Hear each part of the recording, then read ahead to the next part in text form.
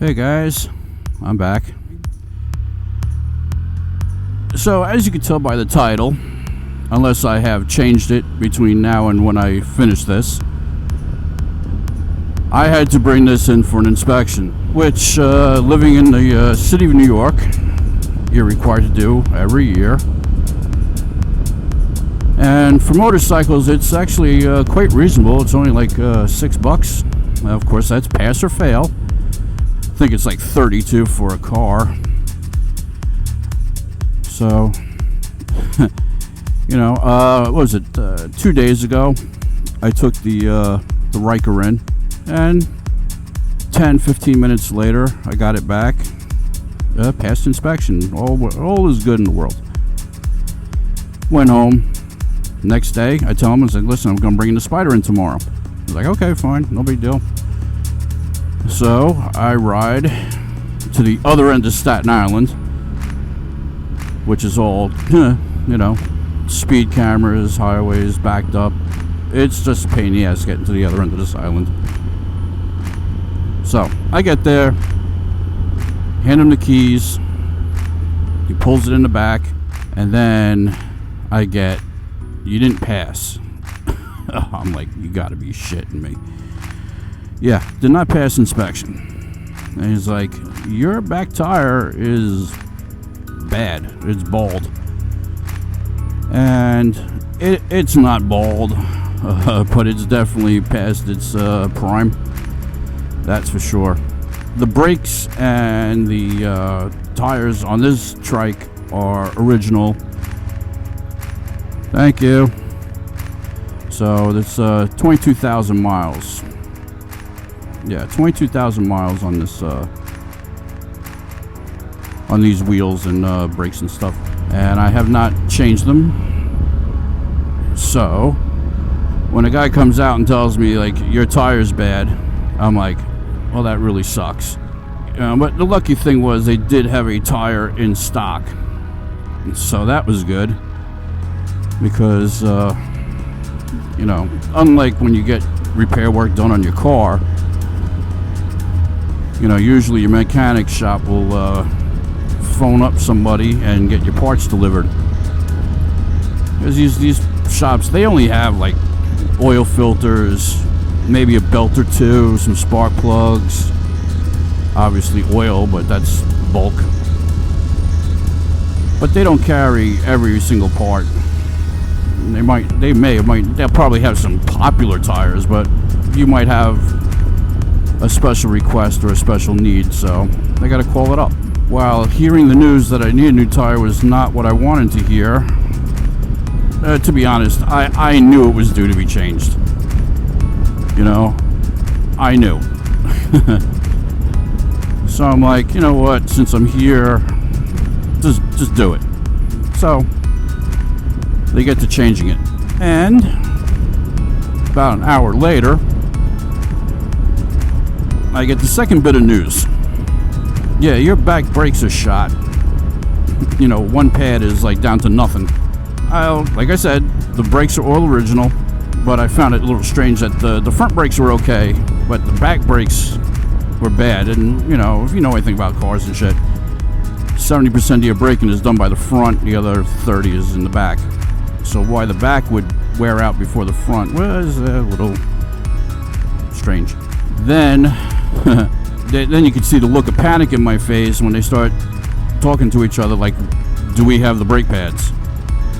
You know, and they're like, oh, it's in this box, it's in that box, it's there. It's just like, okay, like, if you're telling me my brakes are shot, I can't pass inspection, and you don't have them, and, you know, you're going to have to order them, which means they have to be delivered, and that's not overnighted, so yada yada yada. Luckily, they did find a set. Luckily for me, I guess you could say lucky, but I did have good experience with them. They had these, what is it, EBCs? Fully sintered brake pads. Not the, I think the OEMs, the Brembos on these things are organic, and I'd never had a problem with them. So if they had put the OEM brake pads back on, I would have been perfectly happy with that. You know, on the Ryker, I did replace the front brake pads with the EBC fully sintered, and they're pretty good. Like I said, luckily they did find it. They literally pulled this bike into the back at 11 o'clock. And I did not get out of that shop till almost 4 o'clock. You know, I'm not going to say that the work was overpriced. I thought it was reasonable. Luckily, I got charged the shop hours, the book hours. You know, the book says it's a 2-hour job. That's what they charged me for it, regardless of how long it actually took them to do. And while I did have to, obviously, I had to pay for the brake pads, but I feel that they did the right thing, considering that you have to take off the brake caliper to take off the wheel to replace the tire. Well, if you already have to do that for one job and you're just doing some other rinky-dink thing, then if you're going to charge me labor for installing these pads when you already took the caliper off, I'm sorry guys, but to me that's a little scumbaggy. So I was happy to see that they didn't do that. So this particular shop has, which is actually the shop that I bought this from. You know, because the shop I go to in New Jersey, they can't do New York City, New York State inspections. Shocker, right? Yeah. Like I said, they didn't kill me on the labor. I think it was under $200 for the tire, which is the factory Kender. I know what, blah, blah, blah, blah, blah. You could get the Yokohama one, you could get this one, you could get that one. Agreed. Call it what you want, but I did get 22,000 miles out of this tire. And it's, it wasn't even worn on the edges. It was kind of worn down the middle, which I'm not stupid. I know it's my fault because I do keep my tires slightly overinflated. I think on this particular model, the F3T, the rear tire is supposed to be, I think it's at 28. You know, I do know what it is. I do look at the chart when I do check it. I do check the card in the front. But I feel it feels better to me with an extra 2 pounds of inflation. Now, probably over 22,000 miles, that probably does contribute to the center wear of that tire. But like I said, they slapped the whole thing back together. And then the real chore of working anywhere in that back area with the tire is the alignment. Now, my shop does not have laser alignment, and part of this ride today is actually going to be a test, because leaving at 4 o'clock yesterday, the highway was backed up. I'm not noticing any bad tracking on the streets. I'm not feeling any type of handling problems, so that's good. But then again, I haven't gotten it up to... I did hit one other highway, and it felt good on that, but it wasn't... It's a really bad highway.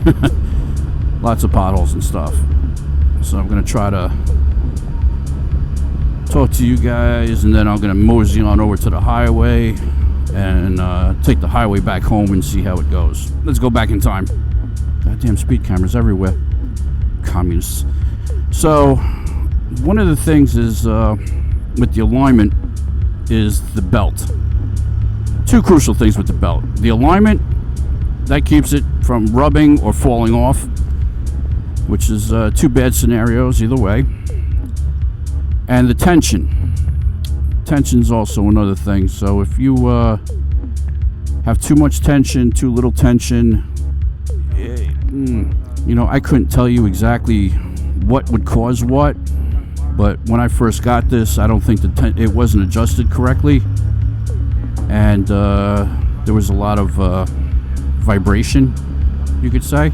Once they readjusted the belt tension, that went away.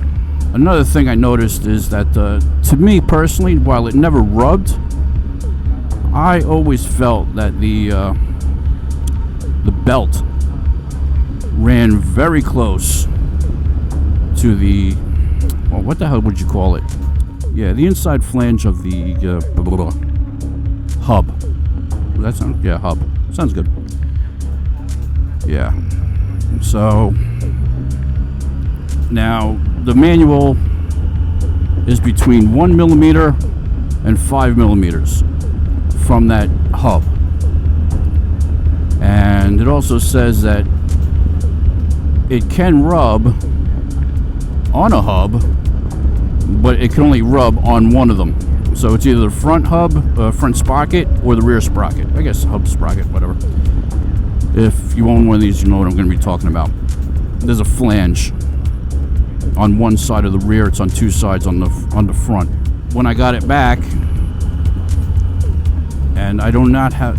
You want to keep creeping up, asshole? Yeah, when I got it back, the belt was very centered in the rear sprocket. I just ordered a set of metric rulers, which is good to have when you own one of these things. You can measure stuff, but I got a set of metric rulers to double check that. It has not moved from when I left the shop to today. But in normal operations, the belt will move side to side a little bit, and it'll move differently when you go in reverse. But as long as it doesn't fly off, I think you should be good. And then obviously if it flies off, we'll know that the shop screwed up. The funny thing is, when I took it to the shop, it's going to be one of two things. The mechanic that worked on this was really incompetent, didn't know what he was doing, that's why it took so long, or he was very meticulous, you know. So because it hasn't flown off yet, I am leaning more towards meticulous, which obviously is better. You know, right now I'm just trying to feel out any odd vibrations and stuff, and the strange noises, you know. And I'll be honest with you, the mechanics hate me, because I don't know about you guys, you know, I can only speak for myself, but there are people, when they buy something, they study the crap out of it. I've watched so many videos and read so many forum articles on changing this belt and tire and stuff. Now, unfortunately, I cannot speed up around here because of the speed cameras. So, but we're getting to the highway, and I'll probably be done with my beginning rant. Story time. And then I'll park this thing up and take a look, recheck everything. And if it's really fakakta, I'll just keep going. I'll go right back to the shop right now.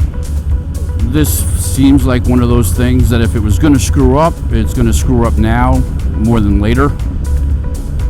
Like if your belt's really badly aligned, then it's probably going to get screwed up now as opposed to later. Or here's hoping.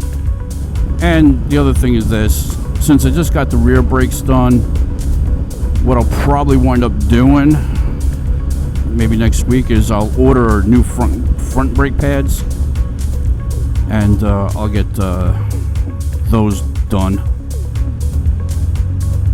And the front ones are a lot simpler, and I could probably do it myself, but you know, there are some things you're not comfortable with. And me personally, like I could do electrical work, but I do not go into the electrical panel. Call me crazy, I know, but yeah, I don't touch the electrical panel, and I do not do brakes. And I'm talking about stuff that I probably could do, I just choose not to. And like I said, I could probably, what is it, 3 bolts holding on the front tires? Unbolt it, take the caliper out, swap them out, re-put it in, and Bob's your uncle, you're done. And I think also when I get back and grab the other camera, I'll do a little walk around. I also did some cosmetic work. I wrapped the 2 panels over here. I put some wrap on the tour pack I just bought. All right. And the fun thing was, I was going to shoot a video today on, your, what the hell was the word I'm looking for? I'm getting on the highway now. What the hell was it on? Yeah. Oh, RPMs. So when you should shift your Spyder. So that was what the video was actually going to be on. But now I have something else to talk about. Alright. Got up to 4,300, 4,500 RPM. In 3rd gear. Feeling good. Not sensing any unusual vibrations. Can never avoid traffic. So let's see what we could do in 4th gear.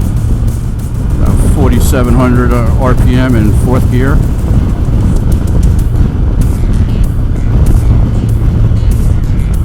Not too shabby. 5,000 RPM. Not too bad. Put it into 5th. Now we're down to 4,300.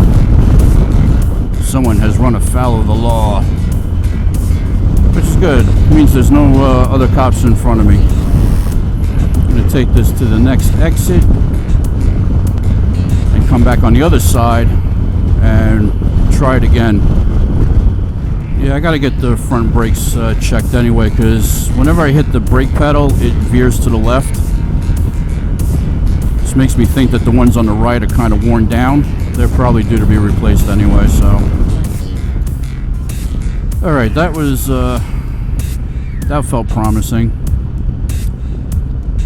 No, what the hell was that isms going on.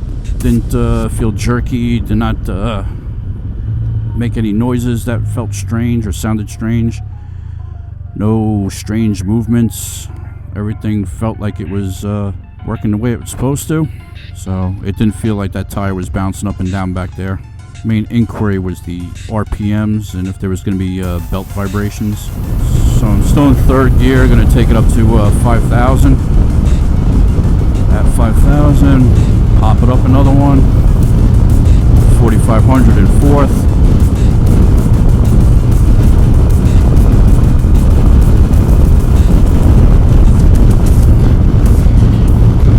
Okay, feels smooth.